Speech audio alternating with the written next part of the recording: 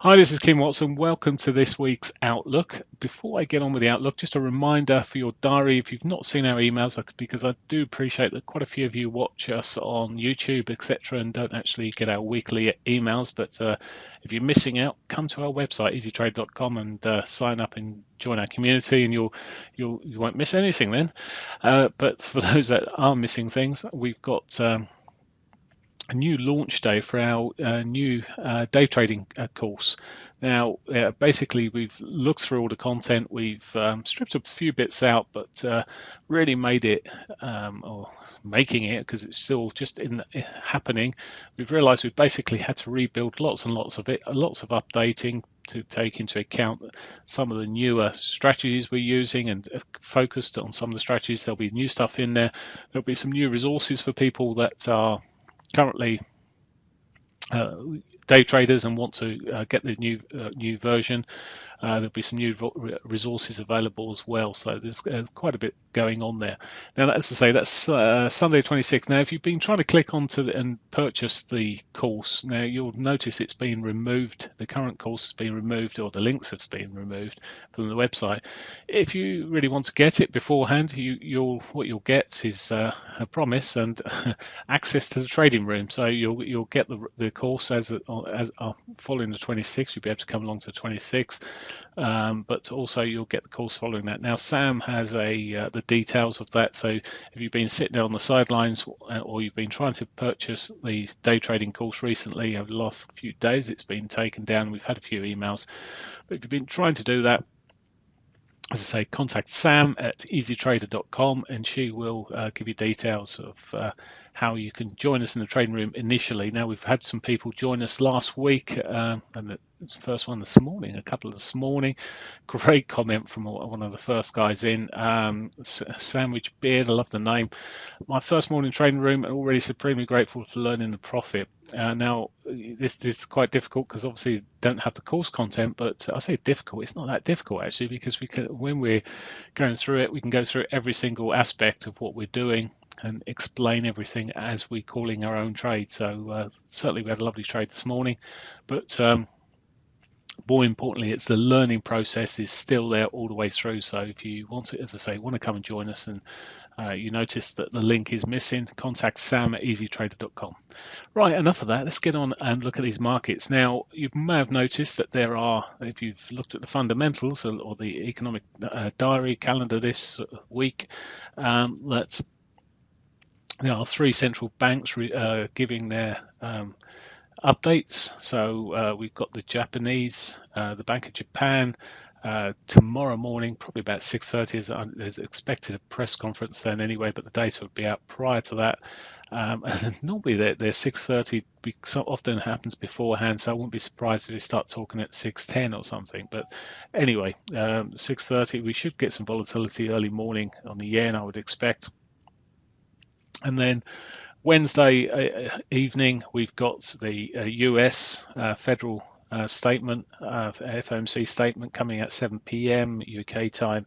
And then on Thursday, we've got the Bank of England due to be speaking on at 12 o'clock. I'm just looking here. We've got Draghi is speaking at 12:15, but not anything to do with the ECB launches. They've done theirs this month or last month. Right, looking at other figures that are coming out, key figures, really it's the UK manufacturing and US manufacturing data coming out on Wednesday at 9:30 and 3 p.m. respectively. Thursday we've got the construction PMI, which again these PMI data figures are quite important for the UK, particularly at 9:30. So it's a lesser data or figure for construction PMI for the UK, but still important all the same. We got Carney speaking at 12:30 following the Bank of England data, so there's quite a bit coming out on Thursday, some volatility really expected there.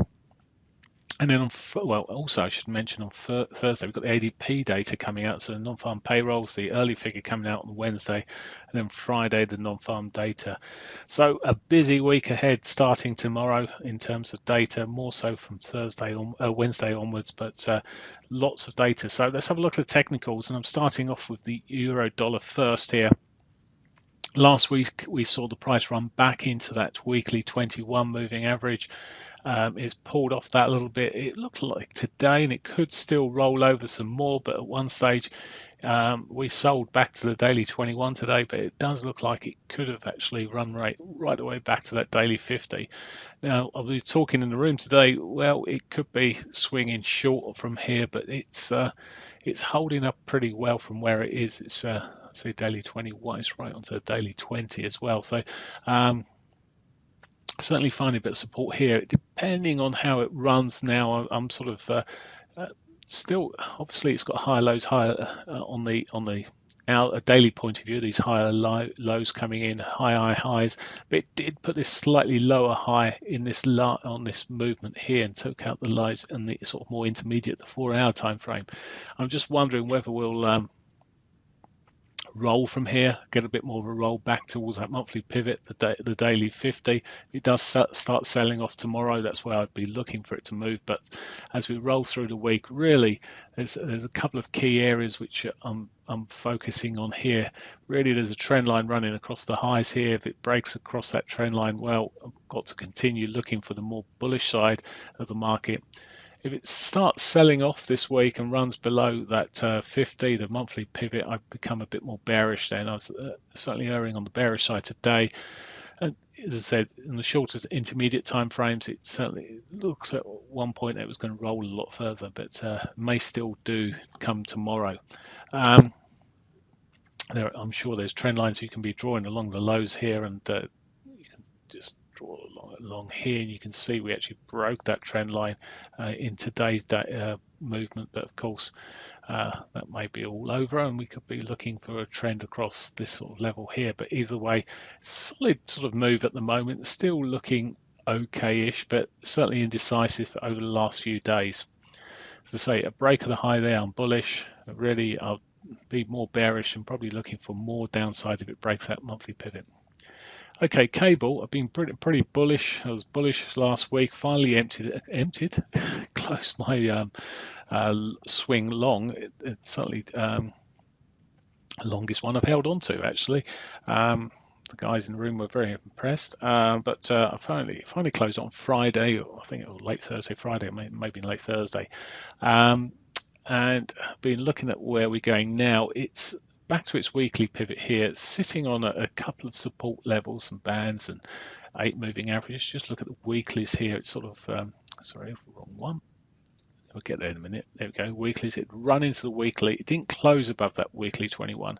If we can get back up above that at some point this week and start looking like we're going to close there, I have to remain on that sort of more bullish side. But at the moment, again, a bit like the euro, it's this sort of indecision. Sitting at these markets, it's got some support where it's sitting here. If it can hold on to these levels, maybe hold on, stay above that monthly pivot, I remain bullish-ish on the longer view. Of course, intraday, the market's been given us more short sort of potential last couple of days, 2 or 3 days. We certainly could see, as I say, more downside if we break that monthly pivot there. It's due, actually we've got a new monthly pivot coming in, so I'll be watching that carefully. Now, break of the highs here, well, then I've aim back towards that. I've got more of a bullish view on the markets. Okay, let's have a look at the dollar yen. I say on the markets, on the bullish on the pound. Okay, dollar yen. I was expecting more from this in a sense last week. Was wondering whether it'd pull back towards the weekly 21. Still struggling a little bit, although made some sort of roads towards it today. Last week it ended up with sort of this. It ended up with Shanghai Duo, a little spinning top hammer sort of pattern. Break of the highs in the last couple of days. Well, we may be pushing back towards that 118 figure on the monthlies. I say last couple of days, last week, couple of weeks. Looking at where we're sitting here on the dailies, it's a bit of a mess, and we had a bit of divergence last week. It ran up from that, and now it's almost putting a bearish pivot swing back in here. If we get that and it closes in that respect, maybe we could have a more opportunity from downside. As I said, we do have the Bank of Japan reporting tomorrow, and that could well kick any technical analysis out of the water a little bit, but potentially looking, if we can break those prior lows there, then I become sort of bearish dollar yen, maybe back towards the daily 100. Aussie dollar. Now the Aussie dollar, it's that sort of indecisive candle there, this spinning top stroke, almost doji sort of bar there, a bit of indecision today as well, not really gone too far. So all over its weekly pivot, really consolidating on this daily point of view. It's a bit like the euro, the pound, in a sense that if they start breaking the top of this trend line sitting across the top here, these sort of flaggy sort of movements they're doing, well, be looking for the bullish side of things. If on the other hand we start seeing these recent last week's lows taken out here, well, I'll be expecting it to come down towards daily 21, maybe a bit more even. Over the next few days. Looking then at the Canadian dollar. Canadian dollar's benefited to a degree of oil sitting a bit more consolidated. Let's have a look at the weeklies now. I just measured the sort of downward channel there and just popped the sort of target levels where it could get on in the weekly over the next few weeks. Maybe could get down to that 127, back down towards that 127 area as my target if it does sell off. From a daily point of view, lovely pivot swing in last week. It continued through in that vein and mode, and continued selling off Thursday, Friday. Not so clever, but pushing back up towards the weekly pivot. Not quite hit the weekly pivot yet, which leaves me a little bit unsure in terms of movement here. If it does push up again tomorrow, it won't be an easy touch. But a break of the lows here. Let's just draw this trend line on. Oops, if we can, that'd be good. Break of these lows here. I would be more interested in some further downside here. We'll have new pivots in, so we'll have to review that as we run through the week. But certainly a break of that level would see me looking for the downside. I'm just looking here the overall month of what we've seen. January, February, well, pivots are going to be January rather than the pivots are going to be a little bit higher than where they are at the moment, so it could see a bit more of a draw to the upside on the Canadian dollar. Okay, that's it for me. Not anything else to add. We've done the fundamentals. I hope you have a great week. Bye for now.